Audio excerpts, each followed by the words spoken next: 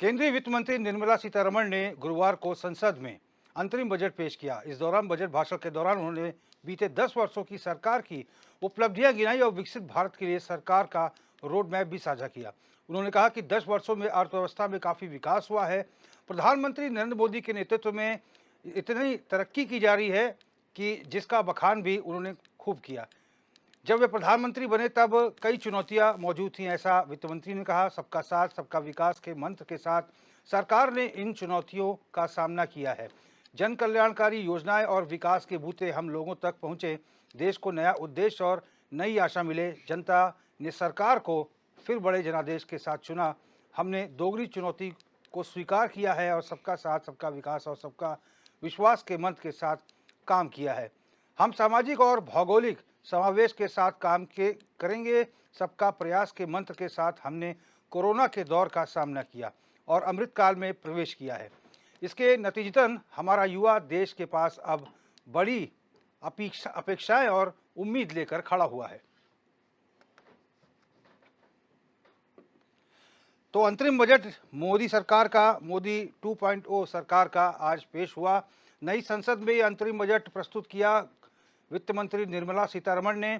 मुख्य रूप से चूंकि अंतरिम बजट है और बीते रोज जिस तरह से प्रधानमंत्री नरेंद्र मोदी ने कहा, उनका जो बयान मीडिया ब्रीफिंग के दौरान सामने आया कि ये अंतरिम बजट है, ये एक तरह का एक रस्म अदायगी होती है, इसमें नया कुछ नहीं होगा, लेकिन जो अगला कार्यकाल सरकार का होगा उसमें जुलाई के महीने में पूर्ण बजट जो है सरकार लेकर आएगी। उसमें सभी वर्गों का समावेशी विकास को ध्यान में रखते हुए बजट को तैयार किया जाएगा। लेकिन इस बजट में खास तौर पर वित्त मंत्री ने तमाम ऐसी योजनाएं गिनाई हैं और तमाम ऐसी बातें कही हैं जो ध्यान देने लायक है। उन्होंने कहा है कि आने वाले समय में 5 करोड़ से ज़्यादा नए घर बनाए जाएंगे। आशा वर्कर्स को आयुष्मान भारत योजना के दायरे में लाया जाएगा। 3 करोड़ महिलाओं को लखपति दीदी बनाया जाएगा। इनकम टैक्स में फिलहाल कोई राहत नहीं है। वंदे भारत स्तर पर बनाए जाएंगे 40,000 रेल डिब्बे। शिक्षा और रोजगार बजट 2024 में मेडिकल कॉलेज की स्थापना के लिए कमेटी बनेगी। और इसके साथ ही क्या सस्ता क्या महंगा, निर्मला सीतारमण के बजट में कुछ भी सस्ता महंगा नहीं है, क्योंकि एक साल में चीज़ों के दाम कितने बढ़े और घटे हैं इस पर कोई चिंतन मंथन नहीं हुआ है फिलहाल। और ये आने वाले पूर्ण बजट में जब नई सरकार आएगी अस्तित्व में, तो जुलाई के महीने में ये सारी चीज़ें पूर्ण बजट में लागू की जाएंगी। लेकिन फिलहाल ये अंतरिम बजट था और चूंकि लोकसभा चुनाव प्रस्तावित है और अप्रैल और मई में चुनाव है।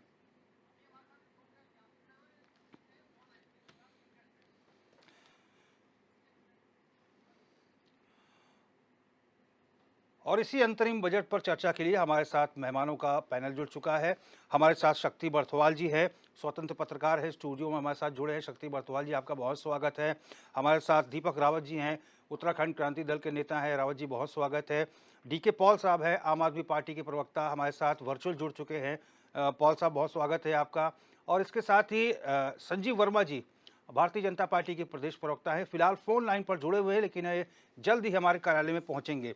तभी सभी मेहमानों को हम बहुत स्वागत करते हैं। और सबसे पहले रूलिंग पार्टी के जो प्रवक्ता हैं संजीव वर्मा जी, मैं आपके पास आऊंगा। संजीव वर्मा जी, क्या माना जाए कि एक रस्म अदायगी रही है अंतरिम बजट? रोहित जी, देखिए, बहुत ही जल्दी देश आम चुनाव की तरफ बढ़ने वाला है और ऐसे में अंतरिम बजट से ये लाया जाता है और हमेशा से इस प्रकार का होता है। तो और अंतरिम बजट में जहां एक जन कल्याणकारी ये बजट है, सर्वग्राही बजट है, सबका साथ सबका विकास, सबका विश्वास, सबका प्रयास, इस ध्येय वाक्य को लेकर हमारी पार्टी काम कर रही है। सभी का उत्थान हो, तो गरीबों को उनका जीवन स्तर ऊपर उठाया जाए। जो आवास योजना पहले से लागू है, आवास योजना में इस बार 1 करोड़ घर अतिरिक्त बनाने का एक जो लक्ष्य रखा गया है और आत्मनिर्भर भारत की दिशा में हम लोग बहुत तेजी के साथ आगे बढ़ रहे हैं। आज भारत की जो अर्थव्यवस्था है यदि हम 2014 के हिसाब से कंपेयर करते हैं तो 2014 में हम 11वें नंबर की अर्थव्यवस्था थे, आज हम 5वें नंबर की अर्थव्यवस्था हैं। और जिस प्रकार से माननीय प्रधानमंत्री श्रीमान नरेंद्र मोदी जी का जो एक विजन है कि हमने जो अमृत काल हमारा चल रहा है और 2047 तक हमने भारत को पूरी तरह से आत्मनिर्भर बना लेना है और 2047 तक हमने विकसित भारत की जो हमारी परिकल्पना है उसको हमने साकार करना है। तो उसी दिशा में हम लगातार काम कर रहे हैं। कनेक्टिविटी के क्षेत्र में और घरेलू पर्यटन को बढ़ावा देने की दिशा में हम लोग लगातार काम कर रहे हैं ताकि हम आर्थिक रूप से समृद्ध हों। स्वरोजगार की दिशा में हम हमारे कदम बहुत तेजी के साथ आगे बढ़े और जो मोदी की गारंटी जिसके ऊपर पूरा देश विश्वास करता है, क्योंकि लेकिन संजीव वर्मा जी, मेरा प्रश्न यही है कि ये अंतरिम बजट एक औपचारिकता, एक रस्म अदायगी लग रहा था, क्योंकि भविष्य की योजनाएं, भविष्य में क्या कुछ सरकार करेगी, इसी का ज्यादातर 58 मिनट तक यहाँ पर वित्त मंत्री ने बताया है। नया कुछ इसमें कुछ देखने को नहीं मिला। रोहित जी देखिए, अभी जब नई सरकार आएगी तो नई सरकार अपना पूरा बजट लेकर आएगी। अभी क्योंकि सरकार का ये अभी अगले मैं सोचता हूँ मार्च में या अप्रैल में हम लोग चुनाव में जाने वाले हैं, तो चुनाव से पहले जो भी बजट आता है वो अंतिम बजट होता है। वो पूर्ण बजट जो है जब नई सरकार फॉर्म हो जाएगी तो उसके बाद पूरा बजट आएगा, उसमें हर सेक्टर में राहत भी देखने को मिलेगी, हर सेक्टर को लाभ भी मिलने का उसमें दिखाई देगा। और जिस तरह से अभी आपने कहा, सरकार हर सेक्टर में, चाहे हम किसान की बात करें, चाहे हम युवा की बात करें, चाहे शिक्षा के क्षेत्र में बात करें, चाहे स्वास्थ्य के क्षेत्र में बात करें, चाहे इंफ्रास्ट्रक्चर की बात करें, चाहे पर्यटन के क्षेत्र में हम बात करें, हर सेक्टर में हमारी सरकार लगातार काम कर रही है। जिस तरह से कोरोना काल में हमारी सरकार ने 250 करोड़ कोरोना के टीके मुफ्त लगाने का काम किया, जहां विषम परिस्थितियों में भी, जहां विकसित देश उनकी अर्थव्यवस्था पूरी तरह से लड़खड़ा गई, लेकिन भारत की अर्थव्यवस्था कोरोना काल की विषम स्थितियों के बावजूद भी आगे लगातार आगे बढ़ती रही। ये हमारा जो कुशल नेतृत्व है, वो जो उनके क्षमतावान कुशल नेतृत्व है, उसी के ऊपर ये पूरा का पूरा डिपेंड है। और मैं सोचता हूँ आज जनता माननीय मोदी जी के नेतृत्व को लगातार सराह रही है और अभी आने वाला जो चुनाव है उसमें भी मैं सोचता हूँ पहले से कहीं अधिक उसमें बड़े बहुमत से हम सरकार को पुनर्स्थापित करेंगे और जो हमारा नया बजट होगा सरकार का, वो निश्चित ही वो कई तरह की राहत देने वाला होगा। चलिए संजीव वर्मा जी, विपक्षी दलों से भी जवाब ले लेते हैं। दीपक रावत जी, क्या कुछ लगता है, क्योंकि अपने संबोधन में वित्त मंत्री ने एक बात और कही है कि हमने अंतरिम बजट की इस परंपरा को जारी रखा है और इसी क्रम में हमारा ये अंतरिम बजट रहा।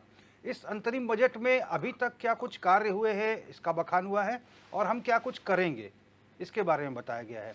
यदि मैं सही हूं तो इतना ही रहा।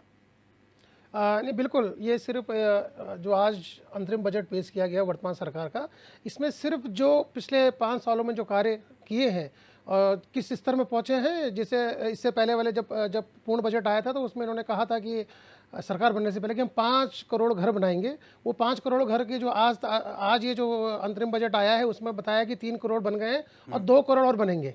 तो अगर इसको इसी में ही अगर चर्चा करी जाए तो अभी भी सरकार अपने लक्ष्य से पीछे चल रही है।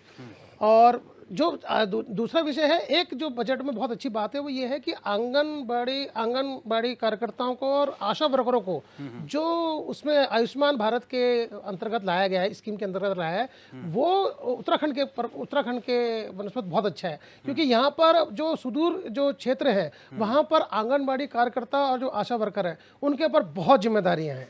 यहाँ तक कि जहाँ कुछ इलाकों में तो डॉक्टर अवेलेबल ही नहीं है पहाड़ के, वहाँ पर यही जो कार्यकर्ता हैं यही घर घर जाकर जो है जनता की सेवा करने में लगे हुए हैं। और अगर उनको आयुष्मान भारत के अंतर्गत की स्कीम के अंतर्गत लाया गया है तो ये बहुत अच्छा स्टेप है उत्तराखंड के पर्पज से। और दूसरी रही बात अंतरिम बजट में, तो ये एक रस्म अदायगी है जो वर्तमान सरकार ने भी करी है। इसमें कोई लोग लुभावने योजनाओं का तो किसी तरीके से कोई बखान तो किया नहीं गया है। सिर्फ जो एक तरीके से जो अपना जो पिछले 4 वर्षों से काम किया है, जो पिछले वर्ष का जो इनका बजट था उसके द्वारा जो अब जो कुछ किया है उसी का ही एक बखान किया गया और इसके अलावा कुछ नहीं है इसमें। एक रावत जी, इसमें लखपति दीदी बनाने की जो बात कही गई है कि 3 करोड़ महिलाओं को हम लखपति दीदी बनाएंगे, उस दिशा में सरकारें कर भी रही हैं।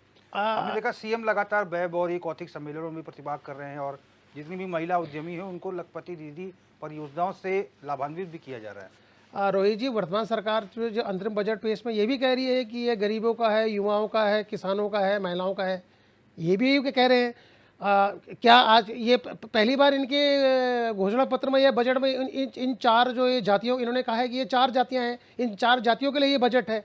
आज इस तरीके का इन्होंने जो ये बयान दिया है उसमें स्पष्ट करा हुआ है कि अब जो है इन 4 जातियों के लिए किया जाएगा। यानी जो और जातियों का जो बजट में जो किसी प्रकार से अगर प्रलोभन दिया जाता है या किसी विशेष ध्यान दिया जाता है, उनको हटा के अब इन 4 जो जातियां इन्होंने आज गठित करी है, जो बताया है, उसमें ऐसा लगता है कि अब सरकार को चेतना आई है कि हाँ, इन जो जातियां हैं, जातियों में बटा हुआ जो देश है, उन पे ना जाकर या धर्म पे ना जाकर अब जो कार्य करना है वो इन 4 के लिए करना है। इसमें उन्होंने इन 4 का ही बखान किया है कि हाँ, ये बजट इन्हीं को ध्यान में रखा गया है। यदि वर्तमान सरकार अगर इन 4 जातियों को जिनके बारे में वो चर्चा कर रही है, यदि इसके बारे में भी योजना लाती है और इसके बारे में भी अगर वो कार्य करती है तो बहुत कुछ बदल सकता है, बहुत कुछ हो सकता है। लेकिन मैं वर्तमान में ये कहूंगा कि पूर्व में भी जो बजट था, उत्तराखंड क्रांति दल कहता है कि और उत्तराखंड को क्या मिला, और अंतरिम बजट है, अगर अंतरिम बजट में भी देखा जाए वैसे तो कुछ है नहीं, लेकिन अगर मैं पूछूं तो उत्तराखंड को क्या मिला या भविष्य में क्या मिलेगा, ये अब आने वाले जो बजट होगा, जो नई सरकार आएगी उसको देखेंगे कि वो किस प्रकार से करती है। शक्ति बरथवाल जी, क्या कुछ लगता है कि हमने एक वक्तव्य भी चलाया था वित्त मंत्री जो प्रदेश के हैं प्रेमचंद अग्रवाल का, उन्होंने कहा था कि उत्तराखंड को बहुत आस है इस बजट से कुछ रहेगा उत्तराखंड के लिए, क्योंकि वेडिंग डेस्टिनेशन उत्तराखंड को बनाए जाने की बात है, आने वाला दशक जो है उत्तराखंड का दशक होगा, ऐसी बातें कही गई हैं। लेकिन आज जो भाषण रहा बजट का वित्त मंत्री का, उसमें उन्होंने कहा है कि हम इंफ्रास्ट्रक्चर को और मजबूत बनाएंगे जब पूर्ण बजट लेकर आएंगे, और महिलाओं के लिए, बच्चों के लिए, युवाओं के लिए क्या कुछ किया गया है, इन तमाम चीज़ों पर फोकस रहा और क्या कुछ करेंगे, इन तमाम चीज़ों का बखान हुआ है। आपका क्या ओपिनियन है? निश्चित रूप से रोहित जी, जो बजट है, अंतरिम बजट चूँकि सरकार का था और जो डिलीवर्ड किया जा रहा है प्रधानमंत्री जी की तरफ से और पूरी सरकार की तरफ से, चूँकि अंतरिम बजट है और एक परंपरा रही है कि इस बजट को बहुत लोग लुभावन ना बनाया जाए, ताकि जो विपक्ष है वो आरोप लगा देगा कि भाई आप चुनाव में जाने वाले हैं, इसलिए आपने ये कहा। लेकिन ये एक सिर्फ कहने वाली बात है, चूँकि जो वर्तमान सरकार है, मोदी सरकार है, वो किसी भी परंपरा को, मुझे लगता नहीं कि वो परंपराओं के अनुरूप चलने वाली सरकार है। वो तो परंपराओं से विपरीत चलती है और उनको जो लगता है पॉलिटिकल स्टैंड होता है उस स्टैंड पर काम करती है, चाहे वो कोई भी परंपरा हो। सवाल ये था कि सरकार ने जो रोड मैप दिया था, सरकार टोटली मुझे लगता है कि पैकेजिंग की सरकार है। आपने पिछली बार आपने कहा डिजिटल इंडिया की बात आपने कही, मेकिंग इंडिया की आपने बात कही, कौशल विकास की आपने बात कही, और जो बड़ा पैसा था स्किल्ड इंडिया के नाम पर आपने करोड़ों रुपए का बजट आपने रखा था, आज उसका डेटा आपने नहीं रखा कि कितने लोग हम स्किल्ड कर पाए। आपने कहा कि पुनः स्किल्ड करेंगे, यानी कि जो स्किल्ड करने का आपका तरीका था वो फेल हो चुका है, या उन लोगों को क्या रोजगार मिला, क्या वो किसी के वो सिर्फ कौशल विकास के सेंटर बनकर रह गए, लोगों ने उसमें पढ़ाई की नहीं पे, और करोड़ों रुपए सरकार के वो सरकार संस्थानों के साथ मिलकर करोड़ों रुपए, अरबों रुपए का जो है घोटाला देश में हो गया। इस क्योंकि वित्तीय अनियमितता है, आपने इतनी बड़ी अमाउंट उस बजट के लिए रखी जबकि वो और निधि में जा सकती थी, लेकिन उसका आउटपुट कुछ नहीं निकल पाया। आपने मेकिंग इंडिया की बात करी, कितने स्टार्टअप ऐसे हैं जिनको सरकार आगे प्रोजेक्ट करने वाली है ताकि जो रोजगार है वो आप जनरेट कर पाओ। और खासकर जो महंगाई पर मार की बात हम लगातार कह रहे हैं, और जो इस सरकार थी जब यूपीए 2 के बाद भारतीय जनता पार्टी की सरकार बनी थी, एनडीए की सरकार बनी, तो इसका जो मेन एजेंडा था, जो सरकार की वापसी हुई है, जो सरकार बनी विपक्ष की, वो भ्रष्टाचार और महंगाई एक बहुत महत्वपूर्ण मुद्दा था। दोनों पर अंकुश नहीं लगा पाई है सरकार। भ्रष्टाचार के मामले में अंतर्राष्ट्रीय मानक जो आया उसमें भी भारत जो है और भ्रष्ट की सूची में शामिल हो रहा है। और जो आपकी महंगाई थी वो लगातार महंगाई बढ़ रही है। आज आपका रुपया कितना कमजोर हो चुका है तो डॉलर के मुकाबले आप देख ही सकते हैं। तो ये कहना कि नहीं आप अपना एक पॉलिटिकल माइलेज लें कि तो ठीक है, लेकिन मुझे ये लगता है कि सरकार को ये लगता है कि ये बहुत बड़ा मुद्दा नहीं है। अब चूंकि जो मुद्दा सेट किया गया है, जो चुनाव आने वाला है रोहित जी, वो चुनाव सिर्फ और सिर्फ भारतीय जनता पार्टी का जो बुना हुआ जाल है, वो चाहे वो उसी के इर्द गिर्द रहने वाला है। क्योंकि वो अगर इस डाइवर्ट कर, अगर वो बजट में कुछ ऐसी चीजें रखते तो उस पर सवाल उठ सकते थे।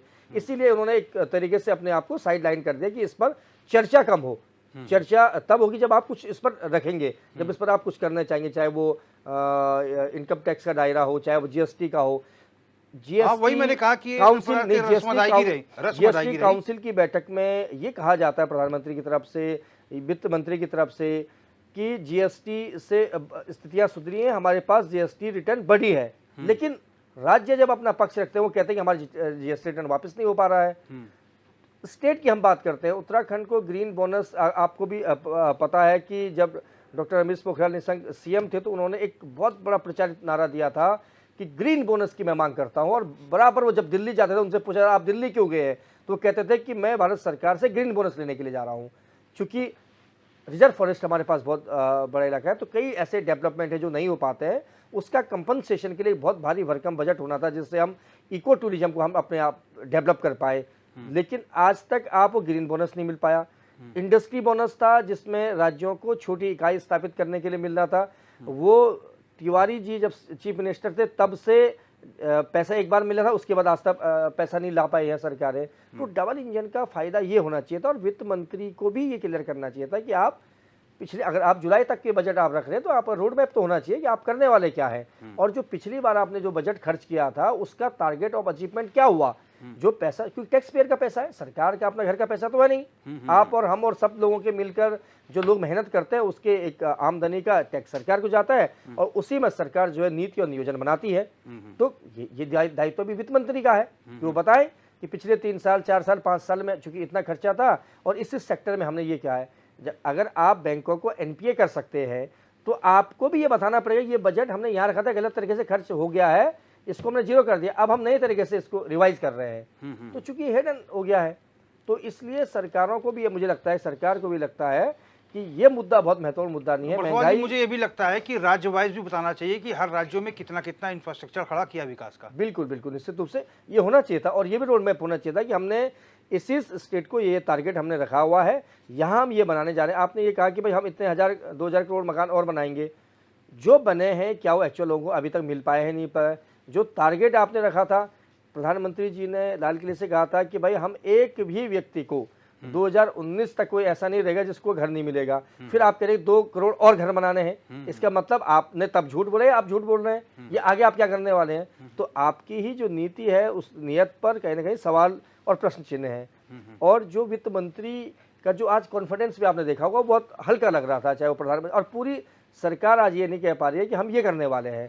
तो कह रहे हैं इससे ये भी संकेत ये लगते हैं कि सरकार का या तो कुछ और एजेंडा है कि आप चुनाव में इन मुद्दों पर लेकर आप नहीं जाएंगे। ये तो तय हो गया रोहित जी, आज के बजट से तय हो गया कि आप डेवलपमेंट के क्षेत्र में और आप महंगाई को लेकर, आप भ्रष्टाचार को लेकर आप जनता के बीच नहीं जाएंगे। आपके कुछ और मुद्दे सेट होंगे जो मुझे लगता है आने वाले दिनों में दिखाई देंगे। संजीव वर्मा जी, हालांकि वित्त मंत्री ने ये जरूर कहा है कि भाई हमने भाई भतीजावाद खत्म किया है, गरीबों की बात करें, महिलाओं की बात करें, अन्नदाता की बात करें, युवाओं की बात करें, इन्हीं तमाम चीज़ों पर फोकस रहा है। लेकिन हमें लगता है और तमाम जैसे बुद्धिजीवी लोगों को भी लगता है, जो पढ़े लिखा समाज है, कि जो वायदे राज्यवार जो किए गए थे, क्यों ना इस बजट के भाषण के दौरान राज्यों में क्या स्थितियां हैं, राज्यों में कितना विकास हुआ है, अगर 15-20 मिनट और समय लगता तो उसके बारे में भी अगर वित्त मंत्री बताती तो ज़्यादा बेहतर रहता। रोहित जी देखिए, 2014 से पहले जब सुबह को अखबार आता था घर पे तो वो पूरा अखबार भरा रहता था। आज ये भ्रष्टाचार हुआ, आज ये घोटाला हुआ, आज इतने 100 करोड़ रुपए ये मंत्री डकार गया, इतने 1000 करोड़ वो डकार गया। किंतु 2014 के बाद से जब से माननीय श्री नरेंद्र मोदी जी की सरकार अस्तित्व में आई है अखबारों की सुर्खियां क्या बनती हैं। आज अमुक नेशनल हाईवे बना है, आज ये ब्रह्मपुत्र के ऊपर जो 15 साल से अटका हुआ पुल था वो बन गया है, आज ये एक्सप्रेस हाईवे बने हैं, आज किसान सम्मान निधि में इतना पैसा किसानों के खातों में डीबीटी के माध्यम से गया है। आज किसानों को जो यूरिया की कालाबाजारी कांग्रेस सरकारों में धड़ल्ले से हुआ करती थी, आज यूरिया 50% सब्सिडी के साथ किसानों को दिया जा रहा है। और उन्नत बीज की बात करें, चाहे सॉइल टेस्टिंग की बात करें, चाहे किसानों की आय दोगुना करने के क्षेत्र में, चाहे हम एमएसपी की बात करें, एमएसपी बढ़ाने का काम हमारी सरकार के द्वारा किया गया है। तमाम ऐसे क्षेत्र, चाहे हम किसान की बात करें, 25 करोड़ गरीबों को गरीबी रेखा से बाहर निकालने का काम हमारी सरकार के द्वारा किया गया। 80 करोड़ से अधिक अत्यंत गरीब लोगों को निःशुल्क खाद्यान्न वितरित करने का काम हमारी सरकार के द्वारा कोरोना काल से किया जाता लेकिन रहा। संजीव वर्मा जी, सवाल ये है कि जो अगले 5 साल से जारी रहेगा। जी जी, डीके पॉल साहब आ गए हैं स्टूडियो में। डीके पॉल साहब, आपका बहुत बहुत स्वागत है। संजीव वर्मा जी, मेरा सवाल आपसे यही है कि देखिए, सरकारें कोई भी रहती हैं, विकास तो होता ही है, जो धन है उसे खर्च करना ही होता है विकास कार्यों पे। लेकिन सवाल यही है, जो अलग अलग राजनीतिक विश्लेषकों का, जो वरिष्ठ पत्रकारों का निकल के आ रहा है कि साहब सरकार ने टारगेट बहुत बड़े बड़े बताए थे कि हम ये अचीव कर लेंगे, लेकिन अभी तक वहाँ तक पहुँच नहीं पाई। ज़्यादा अच्छा होता कि थोड़ा टारगेट रख के बताते, तब अचीवमेंट भी सही लगता सरकार का। रोहित जी, देखिए, सरकार ने जनता के साथ जो जो वायदे किए थे, सरकार अपने तमाम वायदों के ऊपर पूरी तरह से खरी उतरी है। जो लेकिन एक हमने प्रधानमंत्री आवास योजना जैसी डेवलपमेंट योजना है, उसमें आवास अभी भी बांटे जा रहे हैं। देखिए, अभी भी नए मकान बनाए जा रहे हैं, अभी भी ये योजना गतिमान है वर्मा साहब। रोहित जी, देखिए, विकास एक सतत प्रक्रिया है और विकास कोई ये नहीं है कि इतनी तारीख से विकास चालू होगा और इतनी तारीख को विकास बंद कर दिया जाए। तो विकास एक प्रक्रिया है। और मैं सोचता हूँ, आप यदि आवास योजना की बात करें तो कंटिन्यूटी में आवास बनाए जा रहे हैं, कंटिन्यूटी में शौचालयों का निर्माण हो रहा है, कंटिन्यूटी में स्वरोजगार के नए नए साधन डेवलप किए जा रहे हैं, कंटिन्यूटी में उज्ज्वला के माध्यम से रसोई गैस अपने तमाम गरीब लोगों को दी जा रही है। हर घर नल, हर घर जल और हर घर को मुफ्त बिजली का कनेक्शन हमारी केंद्र सरकार के और राज्य सरकार के माध्यम से दिया जा रहा है। ये सरकार गरीबों के उत्थान के लिए, गरीबों को गरीबी रेखा से बाहर लाने के लिए लगातार कृत संकल्प है और पहले भी ये लगातार काम करती रही, आगे भी काम करती रहेगी और कंटिन्यूटी में हम लोग काम कर रहे हैं, कंटिन्यूटी में काम कर रहे हैं। चलिए वर्मा जी, हम डीके पॉल साहब, मेरा सवाल डीके पॉल साहब ये है कि हालांकि वित्त मंत्री ने जब बजट पर भाषण दे रही थी, 58 मिनट का करीब उनका भाषण था, और चूंकि अंतरिम बजट है और अप्रैल मई में चुनाव है, आम चुनाव, उसके बाद जो पूर्ण बजट आएगा वो जुलाई में ही आएगा नई सरकार में। पीएम मोदी ने भी बीते रोज यही कहा है। ये कहा है वित्त मंत्री ने कि हमने इस परंपरा को कायम रखा है, अंतरिम बजट लाने की परंपरा को। आज डिबेट इसी मसले पे हो रही है कि क्या एकमात्र रस्म अदायगी रही, सरकार ने अब तक क्या कुछ किया, आगे आने वाले समय में सरकार क्या कुछ करेगी, इसी पर कुल फोकस रहा है। आपका ओपिनियन क्या कुछ कहता है, आपकी समझबूझ क्या कुछ कहती है पॉल साहब? बिल्कुल निश्चित रूप से ये अंतरिम बजट एकदम खोखला बजट है भारतीय जनता पार्टी का। जिस प्रकार से इनके हर साल के 9 बजट अभी तक रहे हैं, उसी तरह का ये शिगुफा, उसी तरह की ये इनकी कहानी रटी रटाई एक ही बार इन्होंने पहली बार बनाया और अभी तक उसी पर्चे पर जो है ये थोड़ा बहुत चेंज करके ये बस अप्लाई करते रहे और बजट के रूप में उसको दिखाते रहे। बहुत दुर्भाग्यपूर्ण बजट है ये देश के उन नौजवानों के लिए जिनके लिए इन्होंने वादा किया था कि 2 करोड़ नौकरियां देंगे। क्या 2 करोड़ नौकरी का 10% भी ये दे पाए पूरे देश के अंदर? जहां इन्होंने इंफ्रास्ट्रक्चर को खड़ा करने की बात कही थी और बड़े बड़े वादे इन्होंने बात कही थी, विकसित भारत की बात आज ये कर रहे हैं। मैं समझना चाहता हूं कि 9 सालों में इन्होंने कितने मेडिकल कॉलेज बनाए देश के अंदर, कितनी आईआईटी को इन्होंने बढ़ाया, कितने आईआईएम को खड़ा किया, कितने एम्स को खड़ा किया पूरी सुविधाओं के साथ में। कोई भी इनके पास में रास्ता नहीं। और सुनिए, भारत के खिलाड़ियों को पीछे करने का काम इन्होंने किया है। क्या आप बात करते हैं, ये खेलो इंडिया के नाम पर जितना बड़ा खेल, जितना ज्यादा पैसा लूट मची है, वो निश्चित रूप से दुर्भाग्यपूर्ण है। अगर इन्होंने 9 सालों में कुछ नहीं किया, जिसका उदाहरण इन्होंने आखिरी बजट में पेश कर दिया। अब इन्होंने बताइए कि किस चीज के लिए, किसानों के लिए, जो जिन्होंने 700 शहादतें दी, उनके लिए क्या लेकर के आई है? जो महिलाएं, जो बहनें केवल लोकसभा में एक आप वो पास करके 33% महिलाओं का आरक्षण के लिए कि भाई इनका रहेगा, और उसको गधेरे में डाल दिया। कोई चर्चा उस पर नहीं होने वाली है। क्या होने वाला है? 10 साल, 20 साल, 40 साल योजनाओं की बात करते हैं, धरातल पर ये कुछ नहीं करते। और सुनिए क्या हो रहा है अभी। पॉल में थोड़ा अपडेट कर दूं। मुख्य 4 सेक्टर पर फोकस किया गया है: गरीब, महिला, युवा, अन्नदाता। यहाँ सरकार ने कहा है कि पीएम किसान योजना से हमने 11 करोड़ 80 लाख लोगों को आर्थिक मदद दी है, और इसके साथ ही 7 आईआईटी और 15 एम्स और 390 यूनिवर्सिटीज स्थापित की है सरकार ने। और इसके साथ महिलाओं की अगर हम बात करें तो महिलाओं को लेकर कहा है कि हमारा लक्ष्य है 3 करोड़ लखपति दीदी बनाने का। 1 करोड़ लखपति दीदी हम बना चुके हैं, और 25 करोड़ गरीबों को गरीबी रेखा से बाहर निकाल के लाए हैं। ये 4 बिंदु पे मुख्य फोकस रहा है वित्त मंत्री का। लेकिन मैं भी तो इन्हीं पे बात कर रहा हूं। मैंने तो पूछा है इनसे, कहां अस्पताल बनाए आपने? एम्स के नाम पर आधी सुख सुविधा के रूप में 2 से 3 एम्स आपने खड़े किए हैं। लेकिन आप जाइए वहां, जब मरीज जाता है तो आयुष्मान जिसकी बात करते हैं, हम स्वास्थ्य के नाम पर जो है ना पूरे हर एक व्यक्ति को 5 लाख का बीमा दे रहे हैं, प्रधानमंत्री की गारंटी है, वहां जाके देखिए मर रहे हैं उस गारंटी के तहत। कोई उनको भर्ती नहीं करता है, सौतेला व्यवहार किया जाता है आयुष्मान के मरीजों के साथ में। यह कोई तरीका है? आप केवल सिगुफे के रूप में ये सारा बजट, अंतरिम बजट आया है, और आम आदमी पार्टी इसका खंडन करती है और गंभीर इनके विषय पर बोलना चाहती है कि इन्होंने अभी तक 9 साल में जितने भी बजट लाए उसका 5% भी धरातल पे नहीं उतारा। केवल सिगुफे और सिगुफे बड़ बोलेपन वाली बात करते रह गए, और देश की जनता, नौजवान रोजगार से वंचित रह गया, बहनों का अधिकार छीन गया, किसान तड़प रहा है, जीएसटी के नाम पे व्यापारी की हत्या कर दी इन्होंने। इससे ज्यादा मैं क्या बोलूं। और रावत जी, मैं आपके पास आऊंगा। देखिए 4 सेक्टर पर फोकस किया गया: गरीब, अन्नदाता यानी किसान, युवा, महिलाएं। युवाओं के लिए ये तो बताया गया कि हमने इतनी आईटीआईज, इतने एम्स और इतनी यूनिवर्सिटीज खड़ी की हैं, लेकिन ये नहीं बताया गया कि कितने रोजगार दिए गए हैं। मेन मुद्दा ये है जिसके लेकर पॉल साहब बोल रहे थे।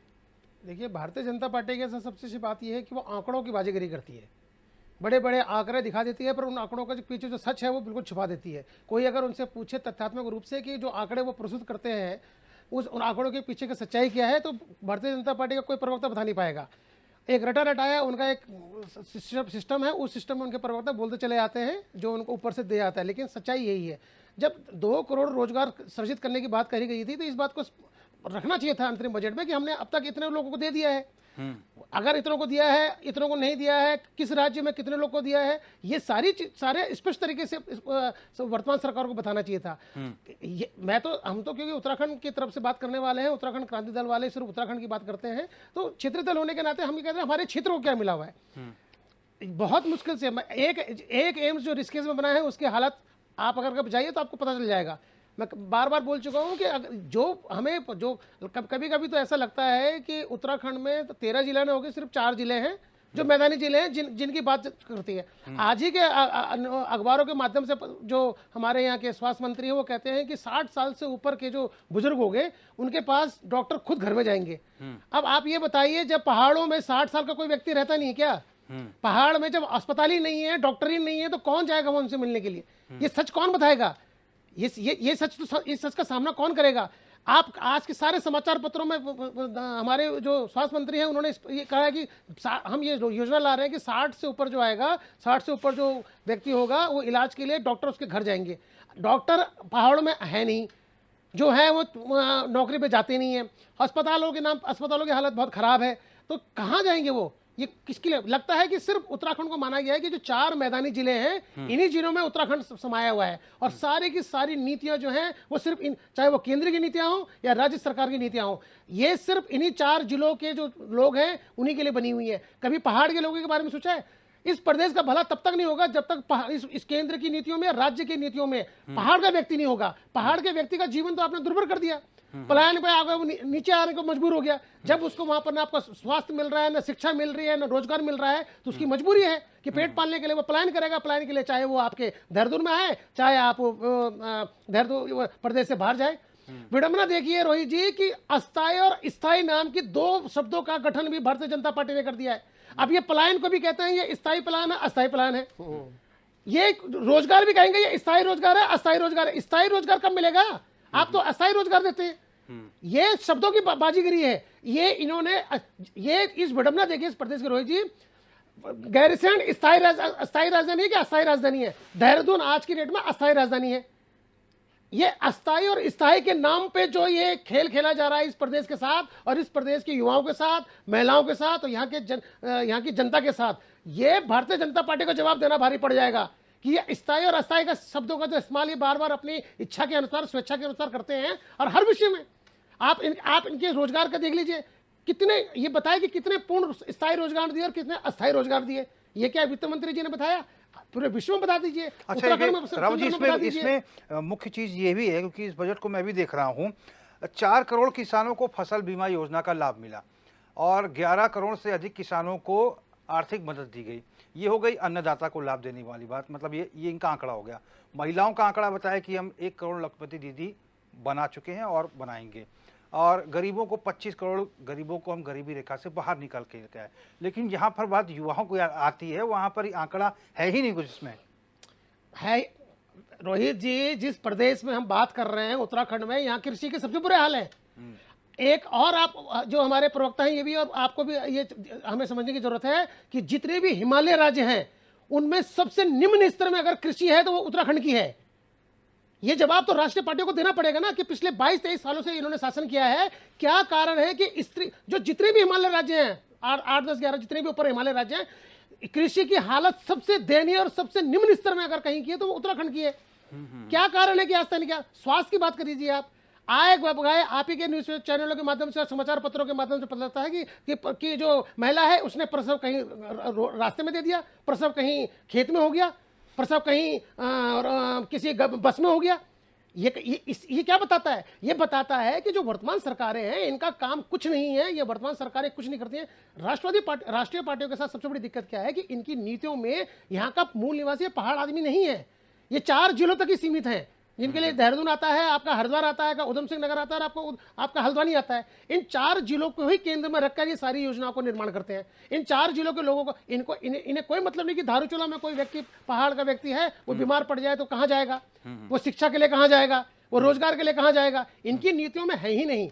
ये दुर्भाग्य है इस प्रदेश का और इसी कारण से सारी समस्याएं हैं। आप बताइए ना कौन सी ये डायरेक्ट बेनिफिट स्कीम की बातें कर रहे हैं जहां पर ये किसानों को उनके अकाउंट में पैसा दे देते हैं, उसको इन्होंने वो कर दिया। लेकिन किसान के जो उपज है, जो उसके उपज का जो उसको मूल्य मिलना चाहिए, क्या उसके बारे में वर्तमान सरकार काम कर रही है? उसके बारे में कोई विषय है? हर बार कहीं ना कहीं पर जो किसान है वो आंदोलन करता रहता है। जो हमारे आज अब इस प्रदेश की विडंबना देखिए, स्वास्थ्य के बारे में बात कर रहे हैं और जो कोरोना काल में जो स्वास्थ्य के जो कर्मचारी रखे गए थे वो पिछले 3-4 महीने से 6 महीने से धरना प्रदर्शन कर रहे हैं। उनकी तो कोई जब जरूरत थी सरकार को तब तो सरकार ने कोरोना काल में उन सबकी सेवाएं ले ली और फिर जैसे ही कोरोना काल खत्म हुआ सरकार उन्होंने हटा दिया। आज वो आंदोलन करने में लगे हुए हैं। ये प्रदेश की विडंबना है। और अब यही है। क्या दिया है? मैं पूछना चाहूंगा ना आपके माध्यम से, हमारे जो प्रवक्ता हैं भारतीय जनता पार्टी के, बताए तो सही कि उत्तराखंड के बारे में बात करिए ना कि उत्तराखंड को क्या मिला, अंतरिम बजट में क्या मिला, छोड़ दीजिए। जो हमारे मंत्री थे वो तो कहते थे कि हमें कुछ ना कुछ मिलेगा, लेकिन आज बताइए ना कि 58 मिनट में उत्तराखंड को मिला क्या है। हम उत्तराखंड की बात नहीं करें तो कहां की बात करें? कहीं बाहर तो जाएंगे नहीं। और अगर यही स्थिति रही तो लगता है कि अब तो नेताओं को भी बाहर जाना पड़ेगा अगर यहाँ कुछ उनको रोजगार नहीं मिलेगा तो। स्थिति यही खराब हो रखी है। रोहित जी, आपको पूछना चाहिए, हमारे जो भारतीय जनता पार्टी के प्रवक्ता हैं संजीव वर्मा जी, कि आप बताइए तो सही। संजीव वर्मा जी, आप सुन पा रहे हैं?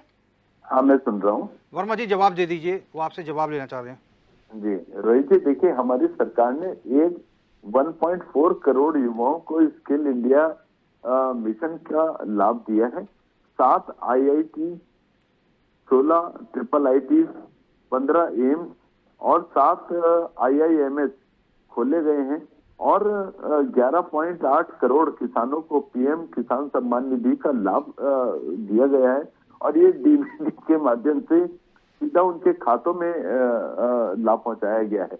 पूर्ववर्ती किसान कांग्रेस सरकारों की तरह नहीं, क्योंकि ये लोग जो स्कीम चलाते थे उसमें भी घालमेल होता था, उसमें भी धांधली होती थी। संजीव वर्मा जी, लेकिन यहाँ पर जिस तरह से कांग्रेस के पूछिए पूर्व संजीव वर्मा प्रधानमंत्री जी, राजीव आप गांधी ये जी बताइए बोलते पिछले थे 8 वर्षों 1 के रुपया बजट दिल्ली में चलता है और उत्तराखंड को 15 कौन सा नया अस्पताल दे पैसे दिया आप लाभार्थी लोगों ने? तक पहुँचते हैं। आप यहाँ ये स्पष्ट दिल्ली से करिए ना, 1 रुपया चलता ये है और अंतरिम 1 बजट के रुपया साथ साथ आप पिछले जो लाभार्थी 8 बजट है उसमें के बताइए खाते कौन में सा पहुँचता अस्पताल है आपने पहाड़ी राज्यों में खोला है, और कौन सा 4 स्कूल आपने करोड़ खोला से है? अधिक किसानों को स्कूल ऊपर से फसल बंद हो बीमा चुके हैं। योजना का फायदा मिला आप है। बताइए ना, हमारी आपको सरकार जवाब देना पड़ा। रोजगार के बताइए 10 आपने साल कौन के से रोजगार? कार्यकाल में भारतीय करीब जनता पार्टी 25 स्थायी करोड़ और लोगों अस्थायी के को नाम पे गरीबी बहुत से खेलती है। बाहर निकालने स्थायी का काम राजधानी, किया अस्थायी गया है राजधानी, और स्थायी पिछले प्लान, 10 अस्थायी वर्षों प्लान। में तो ये भी भारतीय बताइए अर्थव्यवस्था कितने में रोजगारों को, अभूतपूर्व परिवर्तन जो आया रोजगार है। के जो आंकड़े आप प्रस्तुत किंतु कर रहे हैं, कितने स्थायी और बहुत बड़ी कितने अस्थायी विडंबना है? है कि हमारे कितनों विपक्ष को आपने ये सब पूर्ण कुछ रोजगार दिखाई दिया नहीं और देता। कितनों को सिर्फ आज अल्पकालिक रोजगार पूरा में डाल दिया? विश्व और जितने भी विकसित संजीव देश जी, हैं,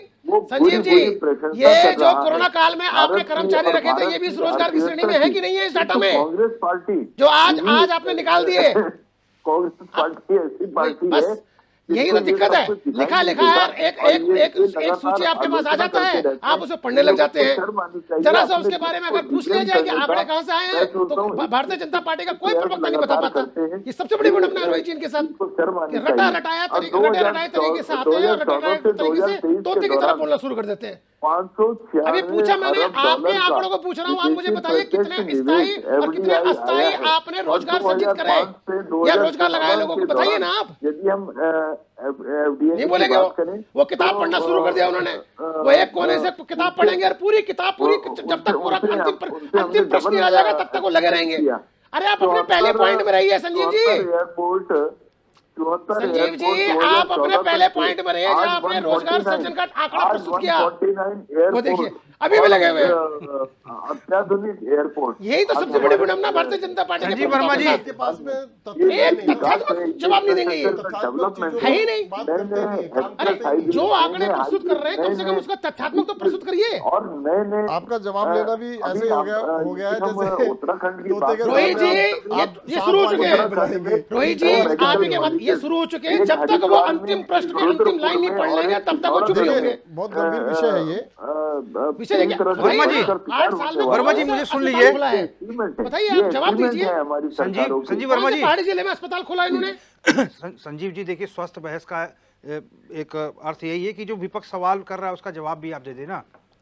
सर मैं दे तो रहा हूँ, जवाब पूछिए सर राहुल मैं जी। दे तो रहा हूँ। अब आप संजीव जी, बताइए, संजीव जी, क्या जवाब संजीव जी, चाहिए आपको? संजीव जी, संजीव जी, अगर आप मुझे सुन पा रहे हैं तो मैं रोहित जी के माध्यम से आपसे सिर्फ ये पूछना चाह रहा हूं कि रोजगार का जो आंकड़ा आपने प्रस्तुत किया है, क्या ये राज्यवार आपके पास है कि किस राज्य में कितना सर्जन किया आपने रोजगार का? और जो भारतीय जनता पार्टी स्थायी और अस्थायी नाम से जो राजनीति करती है, तो इसमें जरा से मुझे बताने की कृपा करें कि कितने स्थायी रोजगार आपने दिए और कितने अस्थायी रोजगार है।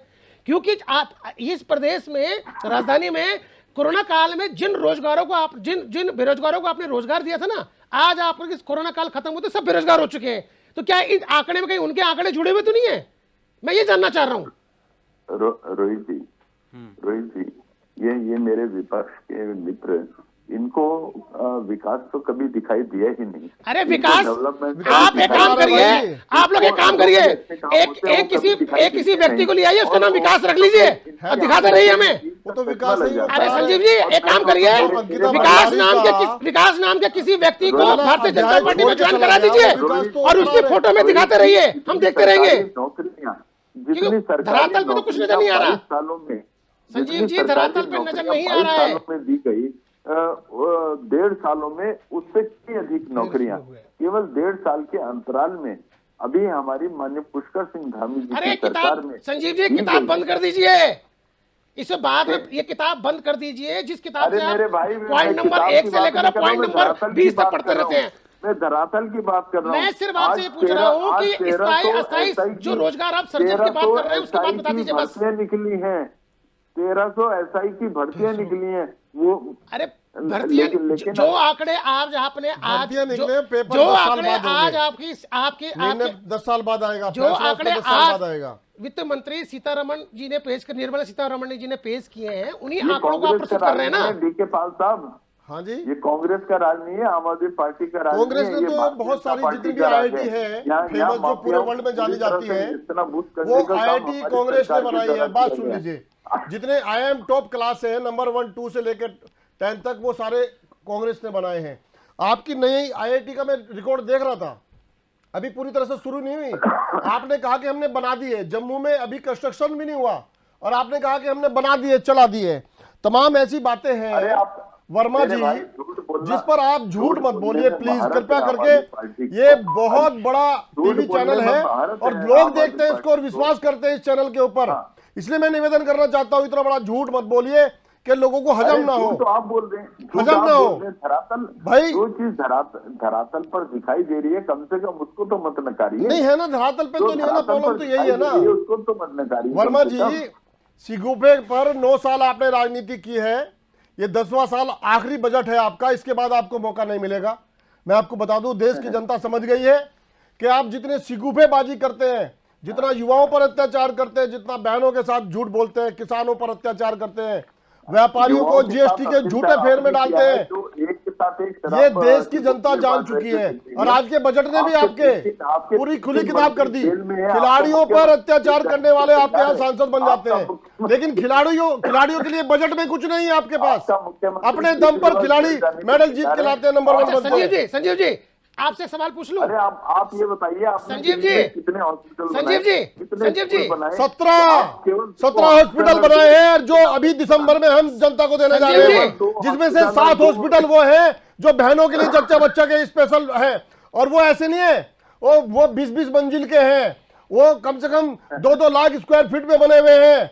आप 17 हॉस्पिटल दिसंबर में हम देने जा रहे हैं पब्लिक को। बता दो, आपने पूछा ना, मैं बता रहा हूँ, मेरे साथ चलिए आप। अरे नाम बता दो ना, नाम तो बता सकते हो ना। कहां पर किसी का यदि नाम आपने बनाए आप तो चलिए नाम ना, तो ये बता टीवी दो। चैनल जिम्मेदार चैनल है और मैं इस पर जिम्मेदारी के साथ कह रहा हूं भाई, कि दो 17 हॉस्पिटल के नाम बता दो। हॉस्पिटल हमने तैयार कर दिए हैं जो दिसंबर से पहले जनता को प्रेषित करने जा रहे हैं। और आप चलिए मेरे साथ टीवी चैनल के, मैं माननीय महोदय को भी निवेदन करूंगा, अगर झूठ निकले तो राजनीति उसी दिन छोड़ने का काम करेंगे। पर आप करेंगे क्या? आप करेंगे, करिए वादा करिए आपके, मैं झूठ बोलूं तो मैं आज राजनीति छोड़ दूंगा। और मैं कहता हूं डंके की चोट पे हम राजनीति को त्याग कर देंगे अगर हम ईमानदारी की बात नहीं कर रहे होंगे, सच्चाई की बात नहीं कर रहे होंगे। तो आप में हिम्मत है? अरे सच्चाई से तो आपका दूर से दूर तक भी वास्ता नहीं मेरे भाई। बहुत सही बात है आपकी, इनसे जवाब मत लीजिए, इनके पास किसी बात का जवाब नहीं है। दूर से दूर तक भी वास्ता नहीं है। संजीव जी, झूठ की खेती करते आए हैं। संजीव जी, अगर आप मुझे सुन पा रहे हैं, मैं आपसे सवाल पूछना चाह रहा था। संजीव जी, आप बड़े अनर्गल में अपना टाइम खराब कर रहे हैं, इनसे इनके पास जवाब नहीं है कि मैं समझता हूं कि हमें विक्रम जी के पास आना चाहिए। आज के समाचार, संजीव जी, आज के समाचार पत्र में प्रमुखता से एक खबर छपी हुई है और उसी के माध्यम से हमें जानकारी मिली कि जो हमारी जो स्वास्थ्य मंत्री हैं उन्होंने ये घोषणा करी है कि जो 60 साल से ऊपर के लोग होंगे उनको अस्पताल आने की जरूरत नहीं है, डॉक्टर खुद उनके घर जाएंगे। ये प्रमुख समाचार पत्रों में आज छपा हुआ है। मैं सिर्फ आपसे जानना चाह रहा हूँ, जिस प्रदेश में डॉक्टर अवेलेबल नहीं हो रहा है, आप उसको होम डिलीवरी डॉक्टर अवेलेबल करवा रहे हैं। सरकार की संवेदनशीलता, आप जहां संवेदनशील सरकार है हमारी। देखिए ना, विडम्बना देखिए, विरोधाभास देखिए, जहां आपको डॉक्टर अवेलेबल नहीं हो रहे पहाड़ों में, वहां आप होम डिलीवरी अवेलेबल करवा रहे हैं डॉक्टर की। ये कौन सा विरोधाभास है भाई? या आपकी नजर में सिर्फ 4 ही जिले हैं उत्तराखंड के? आपके मुझे ऐसा कभी कभी लगता है, प्रतीत होता है कि भारतीय जनता पार्टी या कांग्रेस, इनके पास सिर्फ उत्तराखंड के नाम पे सिर्फ 40 मैदानी जिले हैं, क्योंकि यही पॉसिबल है कि कोई भी रात को फोन करेगा डॉक्टर अवेलेबल हो जाएगा। पहाड़ में तो ये पॉसिबल नहीं है। आवश्यकता है पूरे डॉक्टर। संजीव जी, कभी पहाड़ घूम के आइए, ये जो आपको खांसी हो रही है ये भी ठीक हो जाएगी, आपके लंग्स भी ठीक हो जाएंगे। कभी पहाड़ घूम के आइएगा, तब आपको पता चलेगा। जब ये खांसी अगर यहाँ मिलेगी तो आपको डॉक्टर अवेलेबल हो जाएगा। अगर पहाड़ में आपने यही खांस दिया होगा ना, तो अपनी खांसी ही आपका इलाज है, वहां आपको डॉक्टर नहीं मिलने वाला। कि आपको दवाई देने के लिए आ जाएगा। पर विडम्बना इस प्रदेश की क्या है कि राजधानी अगर देहरादून बनी है तो सारा का सारा ध्यान लोगों का देहरादून में ही है। एक बाइट सुना देते हैं दर्शकों को भारतीय जनता पार्टी के प्रदेश अध्यक्ष महेंद्र भट्ट की और करण महाराज जो कि कांग्रेस के प्रदेश अध्यक्ष हैं। बजट को लेकर दोनों नेताओं ने क्या कुछ कहा है। बजट बहुत प्रभावशाली है और मैं कह सकता हूं कि जो विजन मोदी जी लेकर चल रहे हैं उसी विजन का कि देश की अर्थव्यवस्था को जो हमको उसको अच्छा बनाना है, तीसरे चरण पे उसको लाना है, उस दिशा में ये भी बजट भी बहुत महत्वपूर्ण कारगर सिद्ध होगा। देखिए, बजट में अगर आप देखें तो खोदा पहाड़ निकली चूहिया वाली कहावत है। बजट में कुछ भी नहीं है। आप लखपति को करोड़पति की बात करें, लखपति तो लोग अपनी मेहनत से बने हैं। जो सही में गरीब थे वो कौन लखपति बना? मुझे दो चारों के नाम बता दीजिए कि मोदी जी की फलाना स्कीम से फलाना महीना जो है लखपति बनी। ऐसे कोई भी उदाहरण देखने को नहीं मिलते। ना तो किसानों के लिए कुछ है। जिस सरकार में 700 किसान आंदोलन मर गए, 5 किसान या 4 किसान एक मंत्री के बेटे ने गाड़ी से कुचल दिया, उन किसानों के लिए आज इस बजट में कुछ नहीं दिखाई देता। इस बजट में बेरोजगारों के लिए कुछ नहीं है, ना ही टैक्स में कोई छूट है, किसी भी तरह की कोई छूट नहीं है। कोरोना से भयानक हालात हमने इस देश ने देखे। मुझे लगता था इस बार स्वास्थ्य के लिए एक अलग से बढ़िया बजट होगा, वो भी कहीं नहीं दिख रहा। फौज कमजोर हो रही दिन प्रतिदिन। अग्निवीर योजना से फौज के लिए कहीं कोई अतिरिक्त बजट नहीं दिखाई दे रहा। और सीतारमण जी ने जो ये कहा कि हम जुलाई में असली बजट लेके आएंगे, ये बड़ा आश्चर्य देने वाला है, क्योंकि अभी अप्रैल में तो चुनाव हो जाएंगे, तो जुलाई में किसकी सरकार आएगी, क्या बजट आएगा, देखने वाला होगा। और वह वर्ल्ड बैंक की जो चेतावनी है कि जितना अन्य सरकारों ने 70 साल में लोन लिया, 10 साल में नरेंद्र मोदी उससे 3 गुना ज़्यादा लोन ले चुके हैं। और हमारी टोटल जीडीपी जितनी हमारी जीडीपी हमारी भारत की है, उससे 100% ज़्यादा उसका इन्फ्लेशन आ रहा है। तो वो बहुत खतरनाक है। खतरे के निशान से हम ऊपर चले गए हैं और सरकार के पास बजट में देने के लिए कुछ है ही नहीं। तो इसलिए इस बजट ने निराशा पैदा की है। और जो लोग इंतज़ार कर रहे थे बजट में शायद कुछ, क्योंकि चुनाव आने हैं, लोग भावनिक कुछ चीज़ें मिलेंगी, गैस सस्ती होगी, फलानी चीज़ सस्ती होगी, ये सस्ती होगी, ऐसा देखने को इस बजट में कुछ भी नहीं मिला। बरतवाल जी, मैं आपके पास आऊँगा। देखिए, कांग्रेस के प्रदेश अध्यक्ष भी वही बात कर रहे हैं जिसकी बातें हम लोग कर रहे हैं। मुख्य रूप से यही कहा गया है कि हमने इस परंपरा को कायम रखा है और हमारी जब अगली सरकार आएगी तो हम पूरा बजट लेकर आएंगे। कांग्रेस अध्यक्ष कह रहे हैं कि किसकी सरकार आएगी किसे क्या पता। क्या कुछ कहेंगे? अब एक चीज़ और भी है इसमें कि आयुष्मान कार्ड का जो हेल्थ वाली स्कीम है उसको सरकार ने कहा है कि हम 10 लाख रुपए बीमा कवर पर सोच रहे हैं। निश्चित रूप से रोहित जी, जैसे हमने कहा कि जो वित्त मंत्री की बॉडी लैंग्वेज है वो ये बताती है कि बजट को लेकर जो प्लानिंग थी और जो लोगों को लग रहा था कि चूंकि अंतरिम बजट है, आखिरी बजट है और सरकार चूंकि अब चुनावी क्षेत्र में जाएगी और पिछले 10 साल से बीजेपी की सरकार है, तो मैंने पहले भी ये कहा था कि सरकार को लगता है कि इस पर ज़्यादा कुछ चर्चा करवा के, ज़्यादा कुछ रखवा के जनता चूंकि सवाल करेगी। अभी चूंकि कुछ रखा ही नहीं है तो सवाल भी नहीं होगा। तो एक प्लानिंग के तहत जो है बजट को कट कॉपी पेस्ट कर दिया है। अब परंपराओं की बात कर रहे हैं भारतीय जनता पार्टी या जो सरकार है इनकी, कि मुझे लगता नहीं कि बहुत परंपराओं को मानती हो और परंपराओं को मानने के लिए वो इतना बड़ा जोखिम लेंगे, ऐसा किसी को भी नहीं लगता। ये कहने वाली बात हो जाएगी। राजनीतिक लाभ कैसे लेना है वो पॉलिटिकल पार्टी जानती है। जहाँ तक बजट का सवाल है, उस बजट में साफ तरीके से मैंने पहले भी कहा कि जो आपका टारगेट था क्या वो पूरा हो पाया। लगातार राज्य सरकारें जीएसटी को लेकर सवाल उठा रही हैं और अपना जो राज्य सरकारों को जो अंश मिलना था वो अभी तक नहीं मिल पा रहा, जिससे कि कई राज्यों का डेवलपमेंट रुक गया है।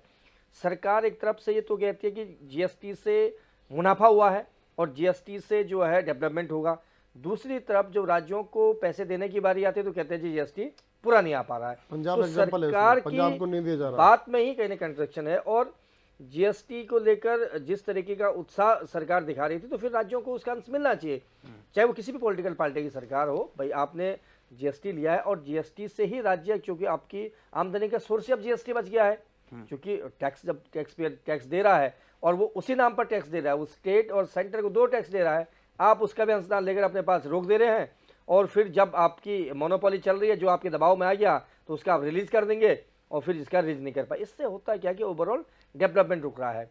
दूसरी बात जो मैंने कहा कि सरकार का पूरा ध्यान पैकेजिंग में है। जैसे हमने कहा कि भाई कितने एम्स बने, कितने एनआईटी बने, आज भी गढ़वाल में, श्रीनगर में अपनी बिल्डिंग नहीं बना पाए आप। डबल इंजन की आपकी NIT सरकार है, की। टिन सेट के नीचे एनआईटी चल रही है। और आज से 20 साल पहले की आप एनआईटी देखो, आज भी एक दीवार से ईंट नहीं खिसक पाई है, इतने मजबूती के साथ ये इंफ्रा होता है। और ये आपके दूरगामी परिणाम सोच होती है कि आप कुछ देने जा रहे हो जनता को, आप उसका आपको क्या लाभ मिलेगा, ये सरकार अगर सोचने लग जाती है कि वोट बैंक की राजनीति अगर सरकार करने लग जाए और सरकार लगे कि भाई होल्डिंग और पोस्टर लग गया है, मेरा काम हो चुका है, तो फिर आप डिलीवर नहीं कर पाए। आज तक वहां पर फैकल्टी नहीं है, स्थायी डायरेक्टर नहीं मिल पाया है, रजिस्ट्रार नहीं मिल पाया है। और पिछले 7-8 साल से ये कसरत चल पा रही है कि उसको कहाँ लेके जाएंगे। कभी कुछ रुड़की, वक्तव्य कभी है कि हम राजस्थान। श्रीनगर से जो है इसको ऋषिकेश शिफ्ट कर देते हैं, कुछ क्या चलिए कहना है शक्ति जी, बरतवाल जी, इसको मैं एक ऊपर एक करके जी। सबका फाइनल कमेंट बिल्कुल ले लेता तो हूँ, मेरे प्रोग्राम वाइंड अप का भी टाइम यही था रोहित जी कि बजट में जनता के लिए बहुत कुछ नहीं दिखाई देता और सरकार की कमजोरी भी इस बजट से जाहिर होती है। निश्चित रूप से मुझे ये लगता है कि सरकार ना तो डेवलपमेंट के नाम पर, ना विकास के नाम पर और ना ही भ्रष्टाचार और महंगाई के नाम पर जाएगी, बल्कि सरकार ने अपना कुछ और ही रोड मैप सेट किया। चलिए बरतवाल जी, समय का अभाव है, मैं दोबारा भी आऊँगा आपके पास। डीके पॉल साहब, अंतरिम बजट, जनता ये सोच रही थी कि इस बजट में कुछ निकलेगा, प्रदेश के वित्त मंत्री सोच रहे थे प्रेमचंद अग्रवाल जी की कुछ मिलेगा, लेकिन ये बजट तो सिर्फ एक रिपोर्ट कार्ड बनकर ही रहा, जैसा कि समझ में आ रहा है। और भविष्य का जो क्या कुछ सोच है वही दिखाई दिया इसमें बजट। बिल्कुल ये छोटा सा कॉपी पेस्ट किया है इन्होंने, 9 बजट का जो बचा कुचा मसाला था वो इसमें डाल के इन्होंने पेश कर दिया है। मैं समझना चाहता हूँ, हमारे यहाँ 19 IIT है पूरे देश में, 21 IIT है, जिसमें से 19 ऐसी व्यवस्था में चल रहे हैं जिसमें अर्ध सरकारी के रूप में उसमें कॉन्ट्रैक्ट बेस पर जो है IIT की बात कर रहा हूँ, कॉन्ट्रैक्ट बेस पे केवल 2 स्वामित्व में इनके अपने चल रहे हैं। NIT के बाद ऋषिकेश में आपने देखी, सारे जो श्रीनगर वाला एकमात्र NIT है, कभी उसको ऋषिकेश ले आते तो कभी उसको जयपुर ले जा लेते हैं, उसकी बिल्डिंग आज तक नहीं बनी। तो इन्होंने देश में कौन सा इंफ्रास्ट्रक्चर तैयार किया है? खिलाड़ियों के लिए लीजिए, देश के अंदर एक भी 10 सालों में एक भी खेल यूनिवर्सिटी का निर्माण नहीं हुआ, जिसमें जो टैलेंटेड बच्चा, गरीब बच्चा जिसमें टैलेंट होता है कूट कूट के, जिसको मौका नहीं मिलता आगे जाने का, उसके लिए कोई इन्होंने दरवाजे नहीं खोले किसी प्रकार के। उल्टे जो खेलों में मतलब इस तरह की चीजें हुई हैं जिसके लिए आंदोलन किए बड़े बड़े खिलाड़ियों ने सड़कों में बैठ करके, उनके अधिकारियों को या उनके जिम्मेदारों को इन्होंने क्या किया है, उनको हटाने की बजाय उनको प्रोटेक्शन देने का काम किया है। 10 सालों में एक भी इन्होंने सरकारी नौकरियों का सृजन नहीं किया। इन्होंने रेल बेच दी, आदि सेल बेच दी, इन्होंने दूरसंचार बेच दिया। ये किस बात का बजट पेश कर रहे हैं? क्या है इनके पास में ऐसा? कोई इंफ्रास्ट्रक्चर नाम की कोई ऐसी इनके प्रोडक्शन कुछ नहीं है। उत्तराखंड से बिजली बनती है, 88% ये उत्तराखंड की बिजली को खा जाते हैं। 12% पर हमारे लोगों को जो है ना बिजली पे छोड़ा हुआ है इस राज्य को। जमीन हमारी, घर हमारे बर्बाद हुए, दरवाजे, लोग हमारे आंदोलन पे वहां बैठे हुए, लेकिन 88% ये ले रहे हैं। तो इन्होंने उत्तराखंड के लिए क्या किया? उत्तराखंड की जो हमारी जड़ी बूटियां है, जिस पर एक पूरी उद्योग नीति बननी चाहिए थी, बहुत सब थोड़ा जल्दी कर दीजिए, वो उस पर क्या किया इन्होंने? एक बाबा रामदेव जी के नाम उसको चिट्ठी पे लिख करके दे दिया कि तुम जितना खा सकते हो खा लो। तो लोगों के लिए क्या किया इन्होंने? 2-3 लोगों के लिए किया, अडानी, अंबानी और बाबा रामदेव। चलिए इसी पे जवाब ले लेता इनको हूं। केवल इनको बांट दिया संजीव और वर्मा जी। बाकी गरीब आदमी को मरने के लिए छोड़ संजीव दिया। वर्मा जी अपना कमेंट भी कर दीजिए और इसका जवाब भी दे दीजिए शॉर्ट में। वर्मा जी सुन पा रहे हैं आप हमें? रोहित जी देखिए, जिस तरह से आज अंतरिम बजट आया है, हमारी सरकार की जो एक विजन है, हमने 2025 तक देश की अर्थव्यवस्था को तीसरे स्थान पर लेकर आना है और 2047 तक हमने भारत को पूरी तरह से आत्मनिर्भर की दिशा में ले आते हुए भारत को विकसित राष्ट्र की श्रेणी में खड़ा करना है। और उसमें हम चाहे इंफ्रास्ट्रक्चर की बात करें, चाहे किसान को उन्नत और किसान का आय को दोगुना करने की बात करें, चाहे मातृशक्ति की बात करें, चाहे युवा के रोजगार की बात करें, चाहे गरीब के उत्थान की बात करें, हमारी सरकार लगातार काम कर रही है। 25 करोड़ गरीबों को गरीबी रेखा से ऊपर ले आने का काम हमारी सरकार के द्वारा किया गया है और ये काम निरंतर जारी है। चाहे हम अटल आवास की बात करें, प्रधानमंत्री आवास की बात करें, चाहे शौचालयों की बात करें, चाहे हर घर नल की बात करें, हर घर बिजली की बिल्कुल बात वर्मा करें, जी, बिल्कुल वर्मा जी, कुल मिलाकर 4 चीजों पर ज्यादा फोकस रहा, 4 चीजों पर ज्यादा फोकस रहा, युवाओं पर, किसान पर, अन्नदाता पर, गरीब पर, महिलाओं पर। सरकार ने बताया कि हमने क्या कुछ किया है। आने वाले जो तीसरी सरकार होगी उसमें सरकार पूर्ण बजट जब लाएगी तो क्या कुछ करेगी, इन तमाम चीज़ों को लेकर सरकार ने अपना रोड मैप प्रस्तुत किया और पीछे मुड़ के देखा कि हमने क्या कुछ किया है। लेकिन इंतज़ार है अब पूर्ण बजट का कि पूर्ण बजट में जिसकी भी सरकार रहेगी तो पूर्ण बजट में जनता के लिए क्या कुछ रहता है। तमाम मेहमान हमारे साथ जुड़े रहे, डॉक्टर डी के पाल आपका बहुत बहुत धन्यवाद, दीपक रावत जी बहुत बहुत धन्यवाद, शक्ति बर्थवाल जी बहुत बहुत धन्यवाद, संजीव वर्मा जी आप फोन लाइन पर जुड़े रहे, आप सबका बहुत बहुत धन्यवाद। तो फिर